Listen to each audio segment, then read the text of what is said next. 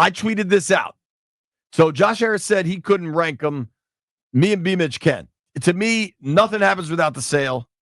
And then RFK, like a new stadium, that's a 30-year announcement. Like, that's a big deal. Yeah. And I recognize the Detroit win is also a big deal to win a division round game on the road.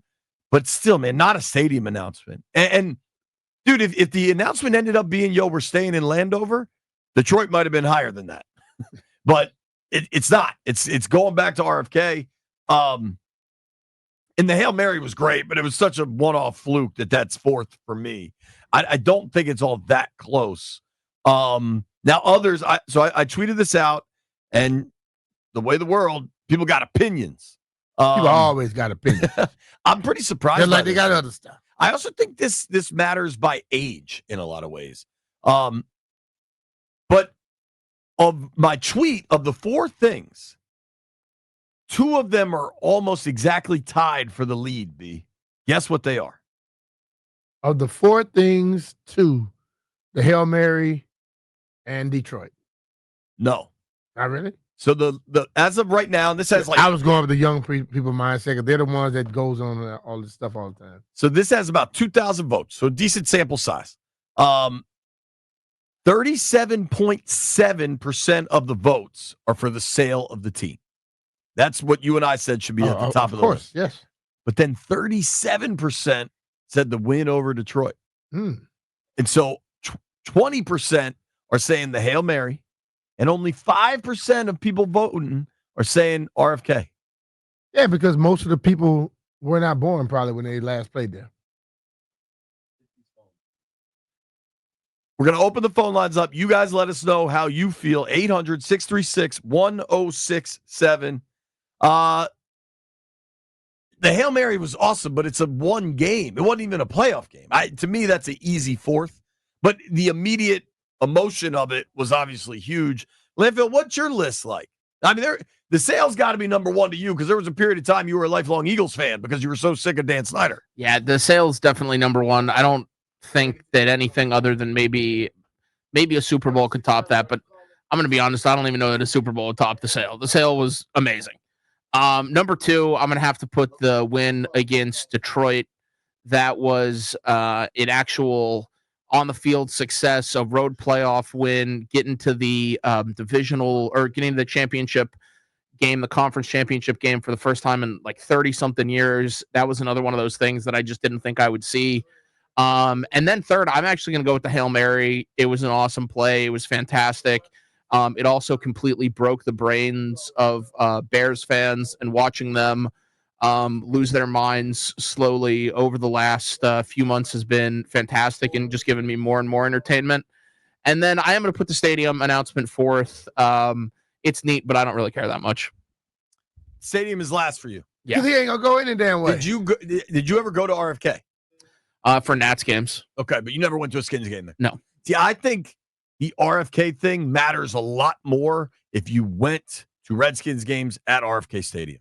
I think if you went for Nats games or DC United. Now, and I don't think you have to be a young guy. I mean, an old guy. You could be a young guy who went with your parents like you were. Right, but I think to young people, I'm old, B. Like to Jeff, I'm old. To a 25-year-old, I'm old. But who cares? I'm just saying. Some of them young people look like they're older than you, so what the hell cares? Let's hit these phones. Let's start with our boy Los in Severna Park. Los, how do you rank the moments? Brother?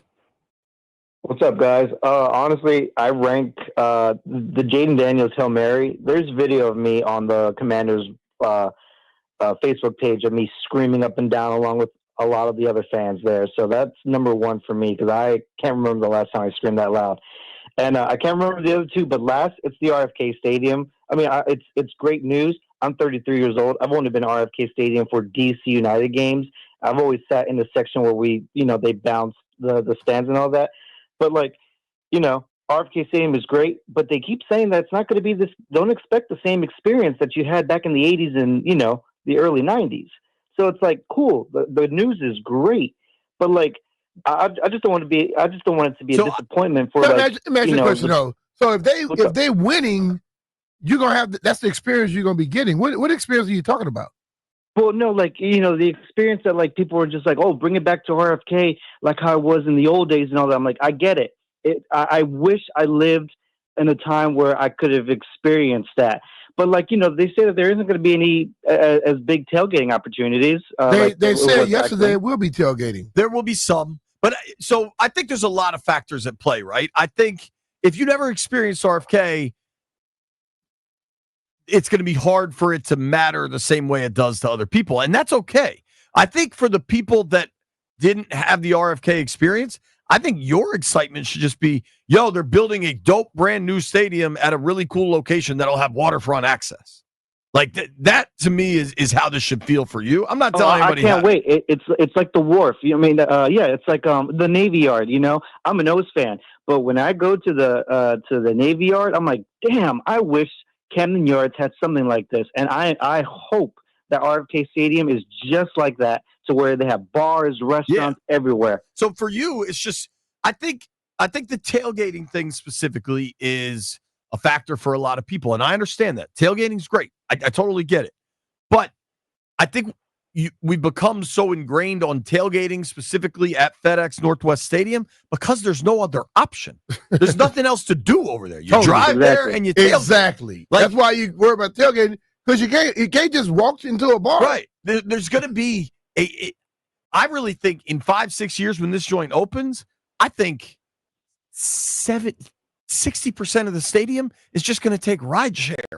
Like I think I think things will just be so different, and we're looking at it through the prism of what we currently know with FedEx. But this is going to be a different vibe, and they're still going to make sure they have tailgating for the tailgaters. One last thing, as long as they add the bouncing, section where they were just yelling, "We want Dallas," and the whole section bounces up and down, and everything like that, I'm all for it. That section was actually extra where they would roll it in because once they moved the stuff. Yeah, dude, that section that wasn't a main part of the stadium. Temporary that was temporary main part of the stadium. Then. Yeah. So that one thing that I've had a lot of people bring up to me, like, oh man, I want to be sure that the seats still bounce. You know why? I don't think that's gonna happen. Why those seats were bouncing? Because the team was winning. Right. That's the most important thing. It ain't about the stadium. It's about if the team is winning, that's all that matters. Dude, do you know what made last year so special at Northwest? They were winning. It wasn't the improvements. It wasn't the DJ Premonition sounded way better, right? But the audio system, it was the wins. You know the last time that place bumped like that? 2012, because they won. Some of the mystique and everything. If you didn't get to experience RFK back then, this is not going to look the same. It's just going to be a dope stadium on the water in DC. It's going to look way better. Let's spread this around a little. Brandon is in Walkersville. What's up, Brandon? How do you rank them? Hey, how you doing? How you guys doing? We're great, buddy. Hey, first of all, I just want a quick shout out to B. Last season, you took your time to give my son a picture with you, and that made his day. I really appreciate that. I love you guys.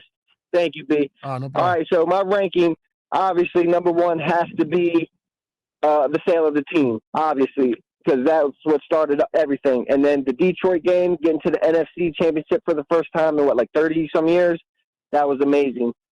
Bears game, third, and, of course, RFK, number 4. But I would like to add a little tidbit. I really hope in the future we can add to this and say that hopefully Gabe Taylor makes the team. I would love to see what these defensive coaches could do with the kid if he makes the team, man. I really, really hope we can see that in the future. Yo, can I say something specific to Gabe Taylor? I think it's a cool story. You want the best players on the team, man. And exactly. I don't think we need to get too caught up in this thing. It's a great story. He'll be there next week. But I don't want this to become a sideshow that I think is. It will. Well, no, I agree. If the talent's not there, I agree. But if our coaches can mold him into something and he can improve and do well, I just hope that for him. I would love to see him make the team. Yeah. Thank you for the call, Brandon. So, yes, sir. Y'all have a great day. Appreciate you, buddy.